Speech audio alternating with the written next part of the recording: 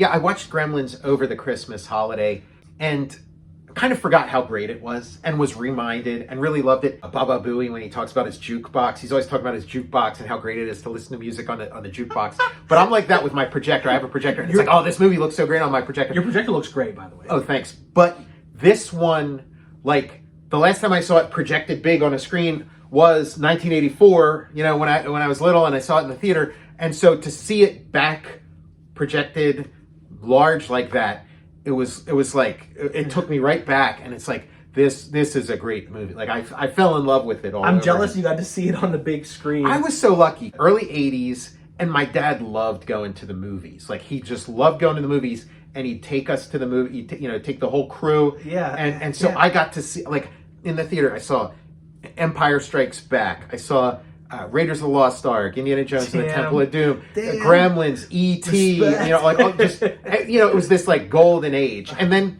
by like the late 80s, by the time I was able to like go to the movies by myself, like that streak was over. There were no more great movies. But like, yeah, my dad, like we got to see everything. I saw this one VHS. Okay, yeah. And once again, you were one when it came out, right? Yeah, I was only 1 year old. I haven't watched this in about almost 10 years. Probably. I'd say that's about how long ago it was for me too. I just kind of had it on the TV and was just kind of like drawing or working or whatever. Like I didn't give it my undivided attention like I did this time. My family visited for the holidays. She brought my Gizmo toy. And my old Gizmo doll, I don't know if she like got some brain waves or something. It was one of my favorites, and I'm seeing it with fresh eyes now. Yeah. When I was a kid, I was like an aspiring artist, even at that early age. And so seeing Billy, who's like an artist, and like that's so cool. Looking at his drawings as a kid, I was like really like, wow, he's such a good artist, and I want to be able to draw like Billy. And the fact that he's like making his own comic and this character, and then there was like the drawing that he makes where he takes like the lady in town who's kind of like the bully or whatever of the neighborhood, and he draws her as like this Dungeons and Dragons kind of like lizard creature with this little like Conan guy fighting him. And as a kid, I thought, oh man, that's so amazing. And I hadn't really gotten a good look at it since I saw it in the theater, and so now seeing it projected, I get a good look. I was like studying that drawing. It's like, okay, yeah, that drawing's pretty good. It's pretty good. There's so much. This is like a low-key like secret comics movie, because like his room is like riddled with like comic books and I never noticed that when I was little. I'm like. Yes, some of them real comics, and then some of them like made up comics for this thing. And then these 80s movies are so great for all those little details, because like they're playing that like mini Donkey Kong game. Yes. And stuff. And his room is cool too. I was like, when I grew up, I'm like, that's what my room's gonna look like.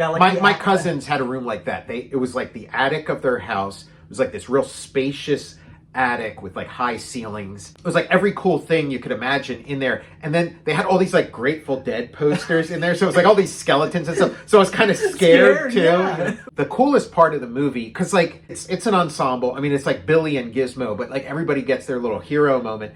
But it's so great to see like Mom get to be the action hero. Like finally Mom gets a moment. Like we all love our mom. And it's such a tough job. And the unsung heroes of the world are like the moms of the world, but Mom gets to like kick some ass in here. Yeah, like she like grabs the knife, and she becomes Ripley. Yes. Like she's got the tight perm and no eyebrows and like the kind of like Ripley posture, the pants pulled up real high and like but yeah, like no nonsense and yeah, she's got to fight these little monsters that have like taken over her house. And when this movie came out, like I think we had just gotten our first microwave oven. Like the microwave like kind of hit the big time. And so then, the crowd lost it when she like sticks that gremlin in the microwave. Yeah. And then there's the Rand Peltzer's juicer. She blend. Well, that's a really cool ongoing thing of like the dad being an inventor and his inventions all suck. And like the house is riddled with them and they all kind of have to endure, like they have to suffer, to indulge the dad's. Although he does seem to be, providing, like it seems to be creating like a nice living for them. They got a nice house there. and Billy's got like the swords on the wall. Oh yeah, like whenever Billy saves her, I wish the gremlin gets the jump on her and is like garroting her. I wish she was just still in like combat with it, where it never did get the jump kind of on her. In the original draft, she was supposed to get killed.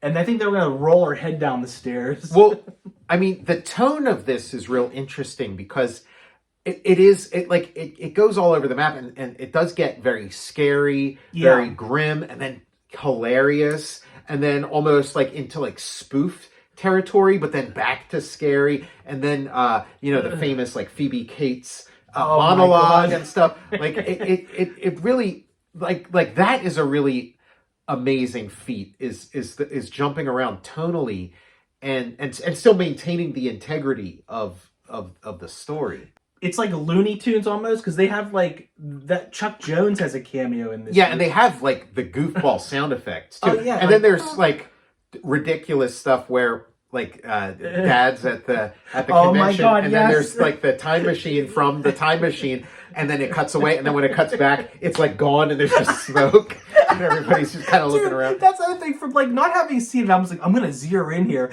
I never noticed like first of all, I forgot all the Rand Peltzer at the convention stuff, and he's like, when he's on the phone, that Forbidden Planet robot is like right up by the glass, and it's talking about pumping gas and stuff. And then having it be like a Christmas movie is so cool too.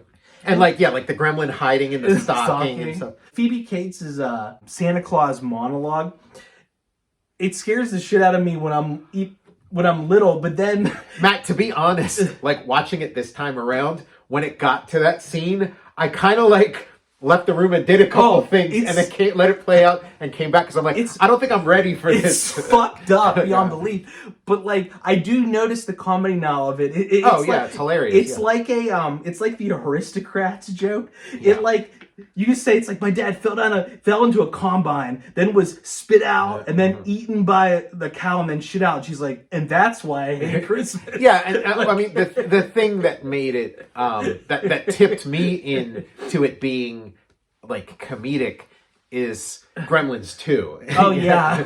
Like that, because that's when it's like, that's when they underline, it's like, oh, that was a joke. Okay, now I get it. But yeah, it's like the tone is interesting, and like you were saying, like having the mom's head roll down the stairs, it's like I could see a version of this movie being like that, but then it's like, is it a hit? Like, is it and again, I was a little kid when I saw this, and I was not scared. Like, it wasn't like I was there was maybe one or two nights where I kind of got the impression of like, oh, what if there's a gremlin under my bed? I'm still scared. But it wasn't like, I wasn't like traumatized by it or anything. And they were gonna kill the dog. You can't. You can't. Like that'll be like, Spielberg was creating like a little empire for himself, because he had like, it's a Zemeckis film, but like Steven Spielberg would like, he'd direct all this stuff, but then he'd have these other like little side projects that he'd like oversee and produce and have other filmmakers do. But he'd kind of be able, like, it would have like the Spielberg vibe. It would have kind of like the sort of Spielberg-y subject matter. Though, I mean, the way this is a little bit of a play on E.T. Yeah, it's because E.T. who, remember, he knocks over the E.T. doll. The notes that Spielberg gave were pretty smart, and they were kind of like notes that maybe took a little of the edge off of the movie, but I didn't like he's got a good instinct for this stuff. So I could see that being a Spielberg note of like, no, like, let's like applaud the mom. Let's not see her demise. Like, let's let's not have her head go rolling down the stairs. And then like his big famous note was like, more Gizmo. I want more Gizmo in this movie. And Gizmo was going to die too. And it's like, no, let Gizmo. And then there's even the scene at the end where all the gremlins get killed by the light. And in like, there's a cut of this movie where it's Billy that like pulls the shade and sends it up, that lets all the sunlight in, that kills all the gremlins. But then they recut at Spielberg's urging, they recut it to make it Gizmo who does it. Of course. Oh, that's so good. And like whenever they're in the theater, I think Tarantino took that for Inglourious Bastards. Yes. Like even the scene when they're behind the screen, getting ready to like torch the thing. Like, I think that's a sure. He was vibing on Gremlins. Yeah, there's certain scenes in this movie where it's like, yes, like where the whole thing comes together. And the scene with the mom in the living, brilliant, in the kitchen, it's like, wow. And then, and you're like, okay, this movie's great. If nothing else happens in this movie, it's already a classic. And then you have the bar scene where Phoebe Cates is in there, and they're just like, it's and there's a flasher in there. Yeah, a flasher, and it is like it feels like it's playing off of the cantina scene, but it like blows the cantina scene out of the water. I want to go. I love that bar too. I like the color, the lights and stuff. I want to be there. Maybe not with the Gremlins in there, like. And then there's the Flashdance, a Pittsburgh connection. Yes, the Flashdance scene. Gremlin. Yeah, and again, it could get so ridiculous, but it doesn't. And there, of course, there's like a million Gremlins ripoff movies that you can see all the ways it could have gone wrong in those Gremlin, like critters and Ghoulies. Stuff. Ghoulies, yeah. So yeah, you have the kitchen scene with mom. You have the bar scene with Phoebe Cates, and it's like, okay, well, forget it. And then you have the movie theater scene. And it's like, oh man, come on! For a second, I couldn't remember what they were watching. It's Snow White and the Snow White and the Seven Dwarfs, which is my dad's favorite movie. My dad loved Brian De Palma and Snow White. But like they kill off most of the Gremlins to the point where all that's left is Stripe, and you feel like, okay, like this movie's over now because they like there's only one. We went from having a million Gremlins to just one, but then it's like no, then it gets like real intimate and it becomes like Alien or something where it's like Billy versus Stripe, and they have this like I love what a great final scene in the toy store where they're like squaring off. Barbie's the convertible that Gizmo's driving in gets some shine there. Yeah, you see all those great '80s toys. Who's that guy? The deputy that's sitting down. Oh my God, he's on like I think he's on Breaking Bad. Like Jonathan Banks. Jonathan Banks. It's just cool seeing all those '80s toys. And then I think like when the Gremlin pushes out the ET doll, I think Gremlins merchandise like blew ET out of the water. Like I think like ET was a little bit of a dud merchandise wise, but like. Gremlins, the Gizmo, like we had a Gizmo when I was a kid. We had a Gizmo.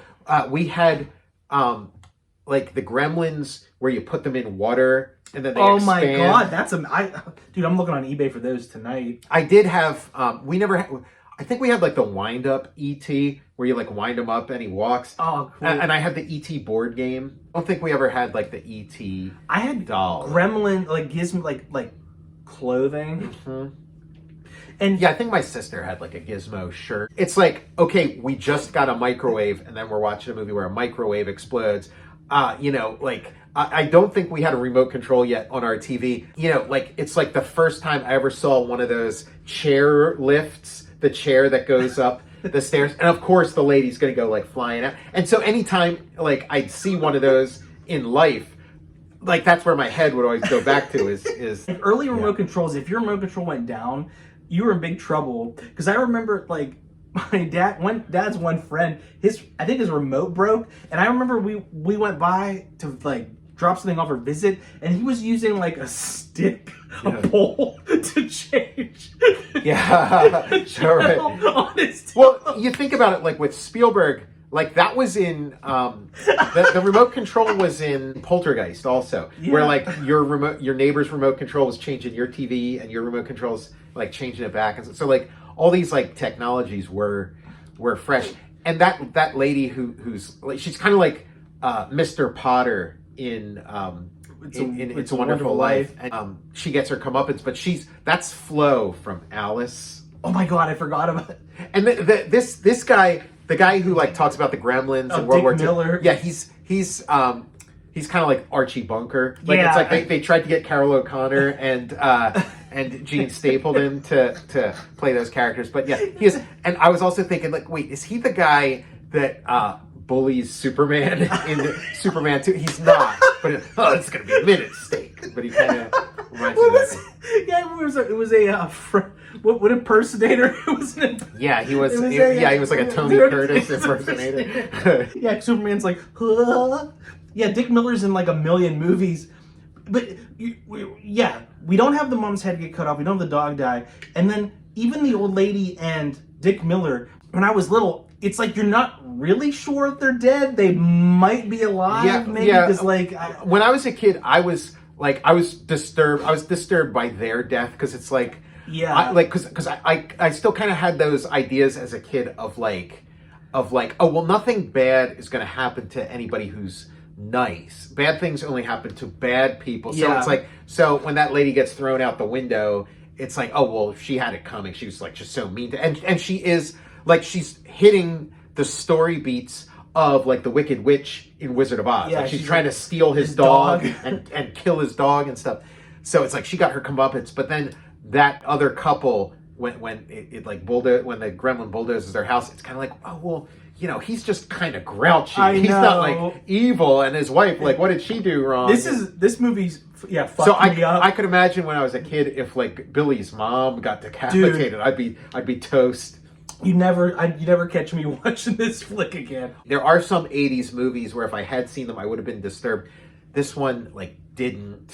I remember, like, the ads for this, too. I remember, like, you know how you would go to the movies, and before the trailers would start, there'd be, like, slides. There'd be, like, a slideshow. Yeah. And they'd have, like, sometimes they'd have slides for, like, upcoming movies. And I remember they had, like, the slide for Gremlins. And it was like saying all these different things about the Gremlins on the slide, and then it said mischievous, and I was like, "What is that?" Like I didn't know that word. I was like trying to figure out what that word was, but that was where that word mischievous. I think I mentioned on the show I learned the word alibi from the Tom Selleck movie, Her Alibi in the video store.